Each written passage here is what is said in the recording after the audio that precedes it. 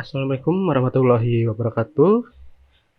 Selamat pagi, selamat siang, atau selamat malam kepada penonton-penonton dari channel ini. Kali ini kami dari kelompok 5 Kewirausahaan Teknik Informatika kelas L akan membawakan materi tentang rekayasa dan kewirausahaan atau technopreneurship.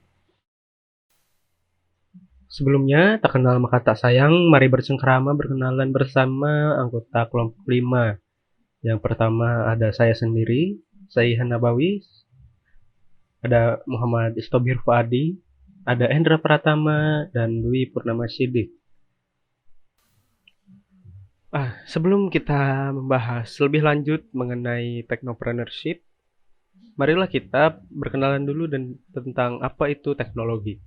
Jadi secara sederhananya, teknologi itu adalah merupakan aplikasi langsung dari ilmu pengetahuan yang dimiliki manusia. Jadi tujuan teknologi ini adalah sebuah alat untuk memudahkan kerja manusia dalam memenuhi kebutuhannya sehari-hari. Nah, setelah sebelumnya kita membahas tentang apa itu teknologi, sebelum masuk ke technopreneurship, sekali lagi kita berkenalan tentang entrepreneurship. Ada yang mengatakan bahwa the practice of consistently converting good ideas into profitable commercial ventures. Jadi intinya adalah entrepreneurship adalah sebuah karakter kombinatif yang merupakan perpaduan atau peleburan sikap kompetitif, visioner, kejujuran, pelayanan, pemberdayaan, pantang menyerah, dan kemandirian. Karakter ini bersatu dan menjadi kebutuhan langsung dalam proses wirausaha. Secara sederhana, entrepreneurship memiliki ciri-ciri swadaya usaha serta mengandung komponen manajemen pemasaran, produksi, dan finansial. Seorang entrepreneur bukan hanya seseorang yang membangun unit bisnis pribadi yang kecil dan baru. Menjadi pegawai korporasi pun kita tetap bisa memiliki jiwa entrepreneurial. Karena inti dari entrepreneurship adalah konsistensi usaha, inovasi ide, dan hasil yang menguntungkan. Nah, untuk mengembangkan jiwa entrepreneurship, diperlukan beberapa tahapan. Yang pertama itu ada internalization. Internalization adalah tahapan penanaman jiwa entrepreneurship melalui konstruksi pengetahuan tentang jiwa entrepreneurial serta medan dalam usaha. Tahap ini berkutat pada teori tentang kewirausahaan dan pengenalan tentang urgensinya. Setelah itu ada yang kedua, yaitu paradigm alteration, yang berarti perubahan paradigma umum dengan mengubah pola pikir pragmatis dan instan, dan memberikan pemahaman bahwa unit usaha real sangat diperlukan. Yang ketiga ada spirit initiation atau inisiasi semangat. Ini dengan memberikan bantuan berupa modal awal yang disertai monitoring itu akan membangkitkan semangat inisiasi.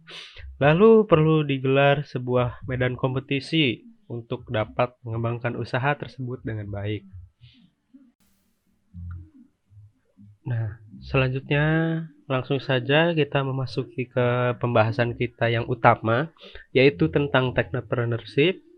Jadi, technopreneurship adalah sebuah kolaborasi antara penerapan teknologi sebagai instrumen serta jiwa usaha mandiri sebagai kebutuhan. Technopreneurship adalah suatu karakter integral antara kompetisi penerapan teknologi serta spirit membangun usaha. Dari sini tumbuhlah unit usaha yang teknologis, yaitu unit usaha yang memanfaatkan teknologi aplikatif dalam proses inovasi, produksi, marketisasi, atau yang lainnya.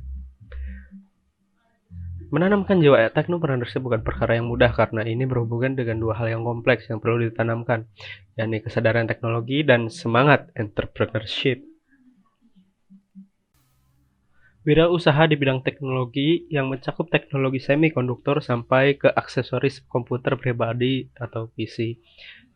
Ini adalah definisi yang didefinisikan oleh Posadas pada tahun 2007 tentang technopreneurship dalam cakupan yang lebih luas. Sebagai contohnya, itu Stephen Wozniak dan Steve Jobs mengembangkan hobi mereka hingga mereka mampu merakit dan menjual 50 komputer Apple yang pertama. Atau Larry Page dan Sergey Brin mengembangkan karya mereka yang kemudian dikenal sebagai mesin pencari Google. Jadi mereka inilah yang disebut sebagai para teknopreneur dalam definisi ini. Inovasi.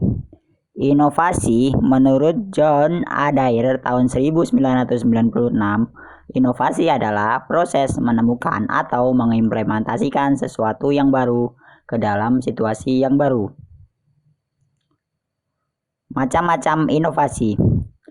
Macam-macam inovasi ada yaitu inovasi produk, inovasi proses bisnis, dan informasi layanan atau jasa. Yang selanjutnya adalah technopreneurship di berbagai negara. Yang pertama, Jepang. Jepang memproduksi 1/5 dari produksi semikonduktor dunia, termasuk 40% dari produksi chip memori flash yang termasuk digunakan untuk pembuatan smartphone, komputer tablet, dan komputer. Misalkan Sony Corp dan Toshiba Corporation. Yang selanjutnya Cina.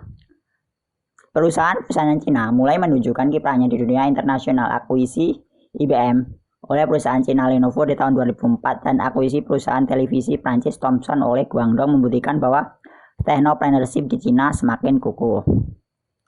Yang selanjutnya ada Korea Selatan. Perkembangan Korea Selatan diawali dengan industri tradisional, kemudian diikuti oleh industri semikonduktor, misal Hing Semiconductor Inc. Yang selanjutnya adalah Singapura. Singapura memiliki kontrak di berbagai bidang elektronik dengan perusahaan-perusahaan barat.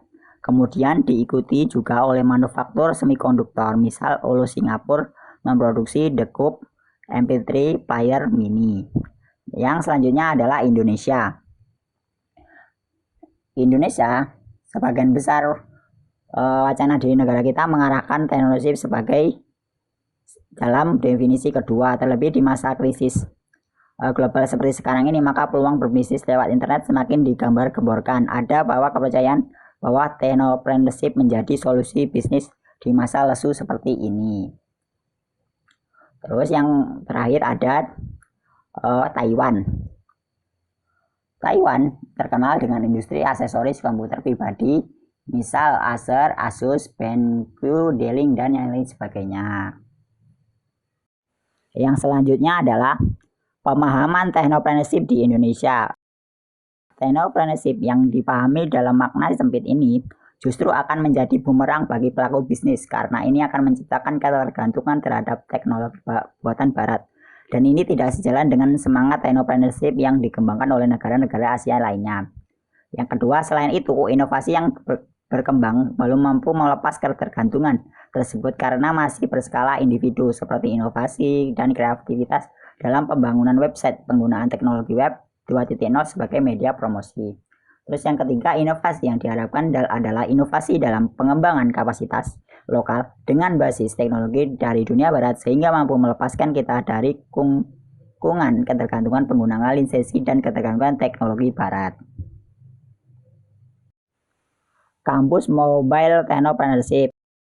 Kampus Mobile Technopreneurship adalah yang pertama Telkomsel mulai melirik pengembangan konten atau content provider aplikasi dari kampus. Yang kedua, untuk tahap awal operator seluler anak perusahaan Telkom dan Singtel ini menggandeng 100 mahasiswa yang terpilih dari Universitas Bina Nusantara untuk menjadikan wirausaha muda.